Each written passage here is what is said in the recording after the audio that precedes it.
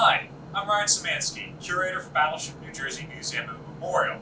Today we're going to take you to a part of the ship that you've probably never gotten to see before.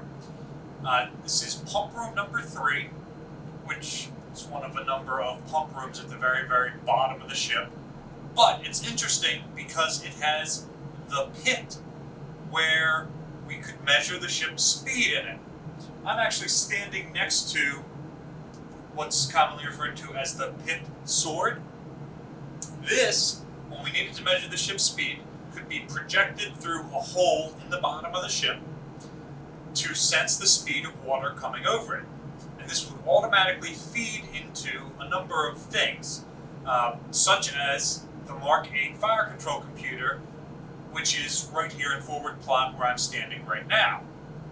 It also feeds to instruments on the bridge, so that they have positive feedback. We told the engine room that we wanted revolutions for a certain speed. We're getting that speed. So this is the mechanical evolution of what on older sailing ships would be called the chip log, which is basically a spool of rope with knots tied in it at specific intervals with a wooden chip on the back. So you throw this chip off of the back of the ship and you let the rope play out for a period of time. The chip is going to float stationary where you've dropped it. And as the rope passes through your fingers, you can feel the knots going through. So that is how on a sailing ship you develop the term knots for speed. Now, you're not actually playing out, say, 8 miles of rope to determine that your ship is going 8 miles per hour. There is a finely crafted ratio to the length of the rope playing out, and this meant that you're not using regular, the number of yards in a regular mile. It actually ends up being 1.15 of a mile and 2,000 yards exactly. So that allows you to much more easily create ratios. Remains a thing on Navy ships because, again, it's real easy to say they're 2,000 yards away, they're 8,000 yards away. The main guns have a range of over 40,000 yards. That is a much easier way of measuring, specifically with fire control, than trying to say miles or things with weird numbers. So now we are in pump room number 3, and in this space we've got seawater, which are these green painted pipes, fire and flushing, which are these red painted pipes, which are also seawater, and you'll see some yellow pipes. That's part of our fuel oil transfer system. So the fuel is on tanks on either side. As we're bringing it on, it's all coming on one side, so we're pumping it to tanks on the other side. If we take damage, one side of the ship starts to flood, we can be pumping the salt water or the fuel, depending on what is being stored in that particular tank, from one side to the other. Over here you can see some of the fuel oil strainers and a really big motor used for pumping. And over here you can see the entrance to what I like to call the ship's catacombs, which are a series of really small passages down here at the very bottom of the ship, which connect a lot of these rooms together. If there's some sort of emergency up above, you can, in theory, squeeze your way through there. There's also a lot of wiring and piping down here, so that's access to those. And in a future video, I'm going to strap on a GoPro and climb through them. But for the time being, this is your teaser. Here's a cool feature I didn't notice before. We are down in the bilges right now, the very bottom of the ship. This is a zinc anode. Probably shouldn't be painted, but looks like they just came in and sprayed the space.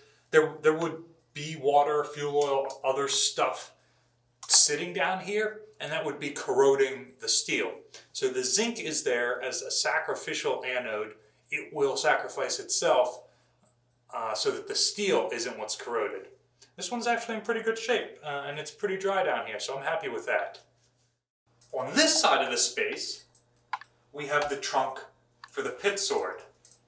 So let's climb down there and talk about that some more. So currently, the camera is sitting on top of the triple bottom. Here you can see I am on the very bottom of the triple bottom. So this distance, it's probably about 4 feet, is part of the torpedo defense of the ship on the underside. Up here is where the top of the pit sword would slot when it's in the up position. There's a hand crank to manually lower it if need be. You'll notice these worm gears are very heavily greased. And here you can see the slot where the sword would go through the bottom of the ship when it was lowered so we could measure speed. If we were going in shallow water, we could bring it up.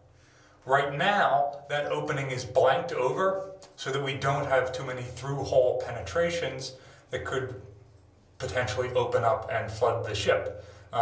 Obviously, we don't come down here and inspect this space very often.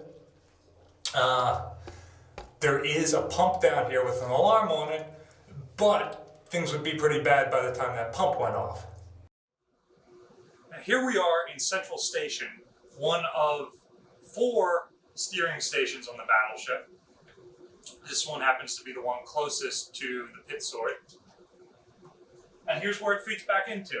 This is the underwater log equipment, Mark IV Mod 2, and the transmitter equipment to send what it picks up from the pit sword to the other control stations around the ship. So you can see that this would measure our speed. So as you can see, we're down inside the armored part of the ship on third deck. There's no portholes to see where we're going. One of the very few indicators that the helmsman here has is his speedometer, the underwater equipment log. This is really a luxury. The engine revolution telegraph tells how many revolutions the propellers are making, which tells you theoretically how fast the ship is going.